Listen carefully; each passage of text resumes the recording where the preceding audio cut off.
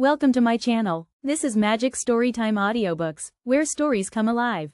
Don't forget to like, comment, and subscribe to join the adventure. Chapter 22 When the Sun Went Down. When his head was out of sight, Colin turned to Mary. "Go and meet him," he said, and Mary flew across the grass to the door under the ivy. Dickon was watching him with sharp eyes. There were scarlet spots on his cheeks, and he looked amazing, but he showed no signs of falling. "I can stand," he said, and his head was still held up, and he said it quite grandly. "I told thee thou could as soon as thou stopped being afraid," answered Dickon, "and thou's stopped." "Yes, I've stopped," said Colin. Then suddenly he remembered something Mary had said. "Are you making magic?" he asked sharply. Dickon's curly mouth spread in a cheerful grin. "Thou's doing magic thysel'," he said. "It's same magic as made these here work out o' the earth." And he touched with his thick boot a clump of crocuses in the grass. Colin looked down at them. "Aye," he said slowly. "There couldna be bigger magic than that there. There couldna be." He drew himself up straighter than ever. "I'm going to walk to that tree," he said, pointing to one a few feet away from him. "I'm going to be standing when Weatherstaff comes here. I can rest against the tree if I like. When I want to sit down, I will sit down, but not before. Bring a rug from the chair." He walked to the tree, and though Dickon held his arm, he was wonderfully steady. When he stood against the tree trunk, it was not too plain that he supported himself against it, and he still held himself so straight that he looked tall. When Ben Weatherstaff came through the door in the wall, he saw him standing there, and he heard Mary muttering something under her breath. "What art saying?" he asked rather testily, because he did not want his attention distracted from the long, thin, straight boy figure and proud face. But she did not tell him. What she was saying was this: "You can do it. You can do it. I told you you could. You can do it. You can do it. You can." She was saying it to Colin because she wanted to make magic and keep him on his feet looking like that. She could not bear that he should give in before Ben Weatherstaff. He did not give in. She was uplifted by a sudden feeling that he looked quite beautiful in spite of his thinness. He fixed his eyes on Ben Weatherstaff in his funny, imperious way. "Look at me," he commanded. "Look at me all over. Am I a hunchback? Have I got crooked legs?" Ben Weatherstaff had not quite got over his emotion, but he had recovered a little, and answered almost in his usual way. "Not tha," he said. "Nowt o' the sort. What's tha been doing with thysel', hiding out o' sight, and letting folk think tha was cripple and half-witted?" "Half-witted!" said Colin angrily. "Who thought that?" "Lots o' fools," said Ben. "The world's full o' jackasses braying, and they never bray nowt but lies. What did tha shut thysel' up for?" "Everyone thought I was going to die," said Colin shortly. "I'm not." And he said it with such decision, Ben Weatherstaff looked him over up and down and up. "Tha die?" he said with dry exultation. "Nowt o' the sort. Tha's got too much pluck in thee. When I seed thee put thy legs on the ground in such a hurry, I knowed tha was all right. Sit thee down on the rug a bit, young mister, and gi' me thy orders." There was a queer mixture of crabbed tenderness and shrewd understanding in his manner. Mary had poured out speech as rapidly as she could as they had come down the long walk. The chief thing to be remembered, she had told him, was that Colin was getting well. Getting well! The garden was doing it. No one must let him remember about having humps and dying. The Rajah condescended to seat himself on a rug under the tree. "What work do you do in the gardens, Weatherstaff?" he inquired. "Anything I'm told to do," answered old Ben. "I'm kep' on by favour, because she liked me." "She?" said Colin. "The mother," answered Ben Weatherstaff. "My mother?" said Colin, and he looked about him quietly. This was her garden, wasn't it? "Aye, it was that." And Ben Weatherstaff looked about him too.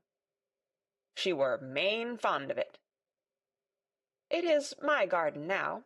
I am fond of it. I shall come here every day," announced Colin. "But it is to be a secret.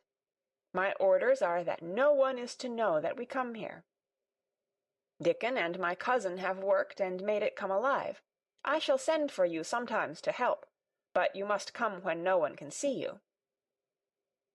Ben Weatherstaff's face twisted itself in a dry old smile. "I've come here before when no one saw me," he said. "What?" exclaimed Colin. "When?" "The last time I was here," rubbing his chin and looking round, "was about 2 year ago." "But no one has been in it for 10 years," cried Colin. "There was no door." "I'm no one," said old Ben dryly, "and I didn't come through the door. I come over the wall. The rheumatics held me back the last 2 year." "The common did a bit o' prunin'," cried Dickon. "I couldn't make out how it had been done." "She was so fond of it, she was," said Ben Weatherstaff slowly. "And she was such a pretty young thing. She says to me once, 'Ben,' she says, laughin', 'if ever I'm ill, or if I go away, you must take care of my roses.' When she did go away, the orders was no one was ever to come nigh, but I come," with grumpy obstinacy. "Over the wall I come, until the rheumatics stopped me, and I did a bit o' work once a year. She'd gave her order first." "It wouldn't have been as wick as it is if I hadn't done it," said Dickon. "I did wonder." "I'm glad you did it, Weatherstaff," said Colin. "You'll know how to keep the secret." "Aye, I'll know, sir," answered Ben, "an' it'll be easier for a man wi' rheumatics to come in at the door." On the grass near the tree Mary had dropped her trowel. Colin stretched out his hand and took it up. An odd expression came into his face, and he began to scratch at the earth.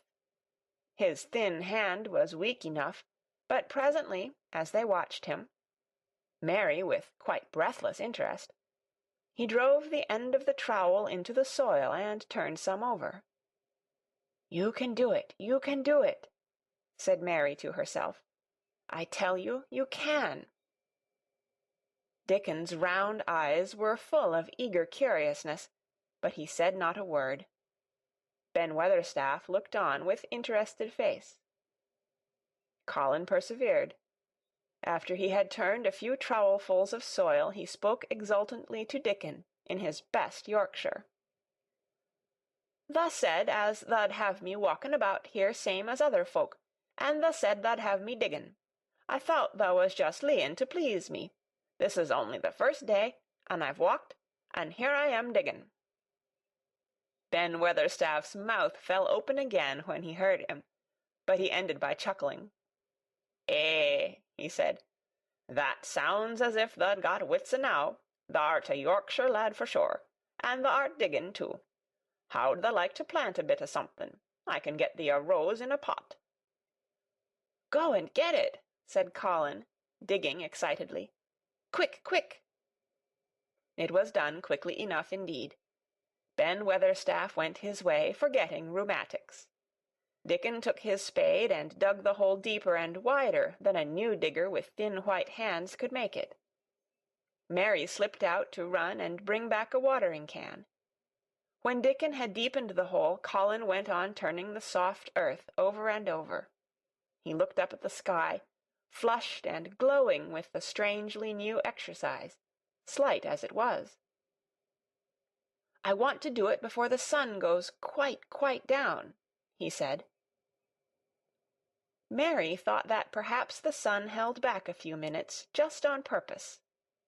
Ben Weatherstaff brought the rose in its pot from the greenhouse. He hobbled over the grass as fast as he could. He had begun to be excited too. He knelt down by the hole and broke the pot from the mould. "Here, lad," he said, handing the plant to Colin. "Set it in the earth thysel, same as the king does when he goes to a new place." The thin white hands shook a little, and Colin's flush grew deeper as he set the rose in the mould and held it while old Ben made firm the earth. It was filled in and pressed down and made steady. Mary was leaning forward on her hands and knees. Soot had flown down and marched forward to see what was being done. Nut and shell chattered about it from a cherry-tree. "It's planted," said Colin at last, "and the sun is only slipping over the edge. Help me up, Dickon. I want to be standing when it goes. That's part of the magic." And Dickon helped him, and the magic, or whatever it was, so gave him strength that when the sun did slip over the edge and end the strange, lovely afternoon for them, there he actually stood on his 2 feet, laughing. Thank you so much for watching. If you enjoyed the story, don't forget to hit like and leave a comment. And of course, subscribe to Magic Storytime Audiobooks for more magical adventures.